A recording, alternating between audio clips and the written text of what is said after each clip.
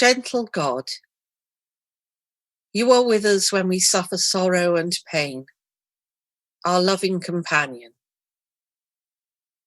Today we keep vigil with your Son in the last hours of his earthly life. In our small way, we share his grief and loss. And we thank you that you endured this for us and bring us hope, even at the darkest hour. Amen.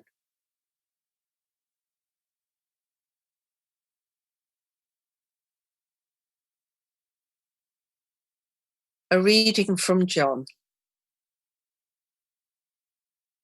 Near the cross of Jesus stood his mother's sister, Mary, the wife of Clopas, and Mary Magdalene.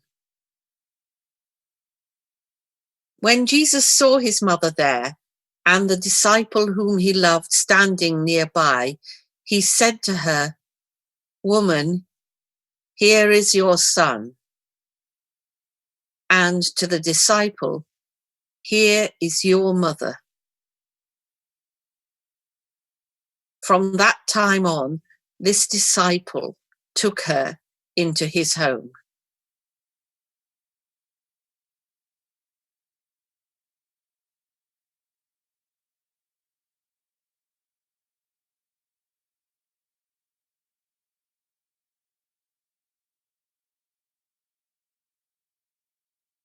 I've chosen this poem, Dirge by Christina Rossetti, because it seems to me that it is a mother's lament for a child.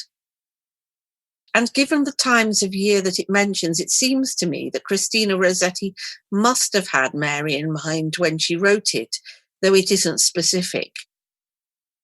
It's a gentle and sweet poem, remembering the child who was and the sadness of a life cut short.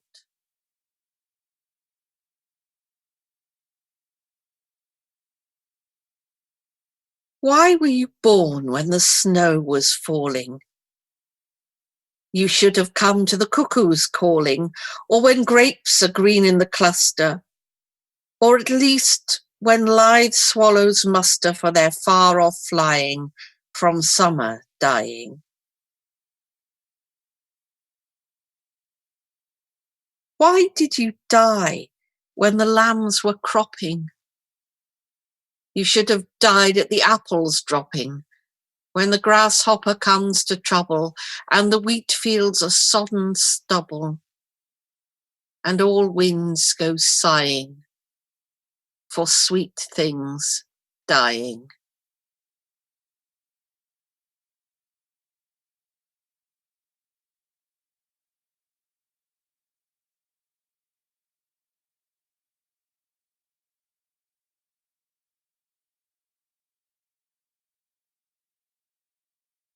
Nothing, I think, prepares you as a new mother for the tininess of a baby's toes and fingers.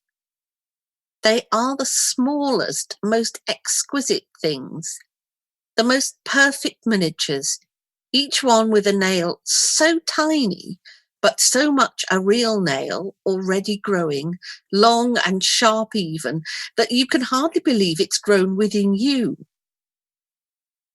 No wonder we play games with babies' toes, sending little pigs to market. No wonder we hide teddy bears and mice in their tiny palms, sending them into ecstasies of giggles, and take such care over tiny socks and mittens. Even when your son is a grown big man, whose hug wraps round you now, his shoulders and arms being so much broader and longer than yours, and who bends his neck down to kiss you because he can rest his chin on the top of your head, even when that happens, you cannot forget that once he was tiny and tucked in your arm with toes like tiny pink shrimps.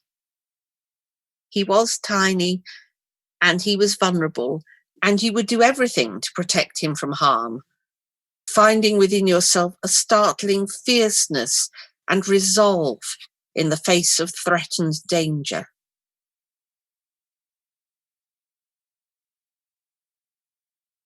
But Jesus is out of Mary's care and protection now. Ever since he went off on the road preaching, she may have feared that it would end badly and he would get into some sort of trouble. He's been brusque with her at times, ignoring the rightful claim of home and family, and intent instead on his calling, his mission. People have said spiteful things behind her back and to her face about the disgrace that he's bringing on the family, and even his hometown, by the way he's been carrying on. They've made snide allusions to the circumstances of his birth and the shame that she had to endure then. But through all of this, her love has remained. He is still the child who was destined to be so much. He is still the baby she loved from the moment she saw him, whose tiny toes she counted and swaddled.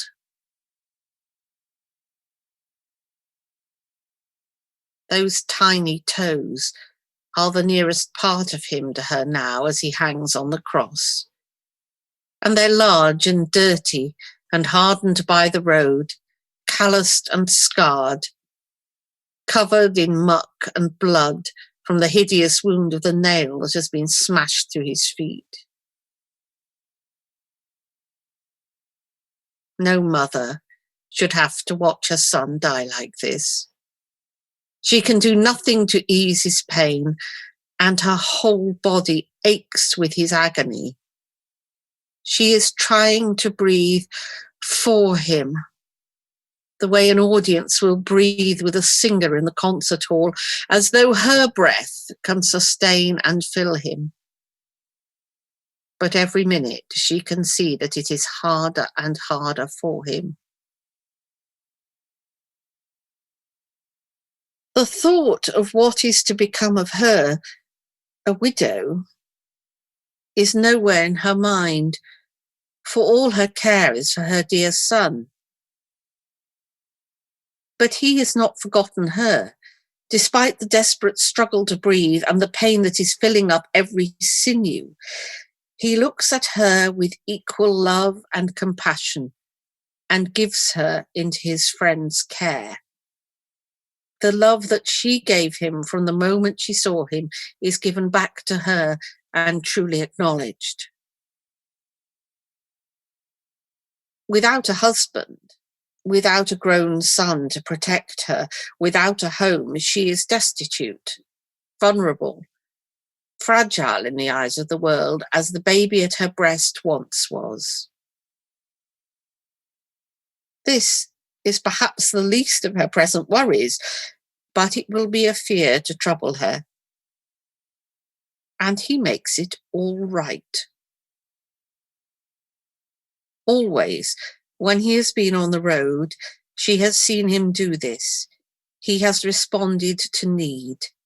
He has given himself over and over again, healing and feeding and teaching and comforting, noticing the unnoticed, protecting the outcast and despised. It is a truly tender moment in the middle of what so far has been a set of horrendous events. And it reminds us that even when things are terrible, there is still room for kindness and thoughtfulness.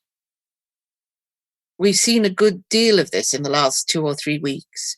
How strangers have rallied round, how neighbours who have never spoken have formed alliances, how people you haven't heard from for months have rung up to check that you are all right, how chefs are turning out meals for NHS workers, how people are putting teddies and rainbows in their windows to cheer passing children up, how people are sending jokes and lovely pictures and poems round on the internet.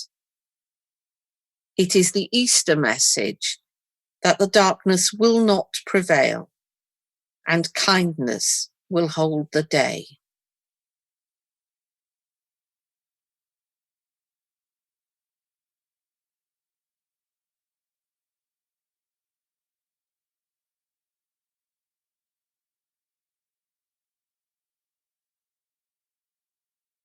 You hold the world in your hands, yet know our human intimacies.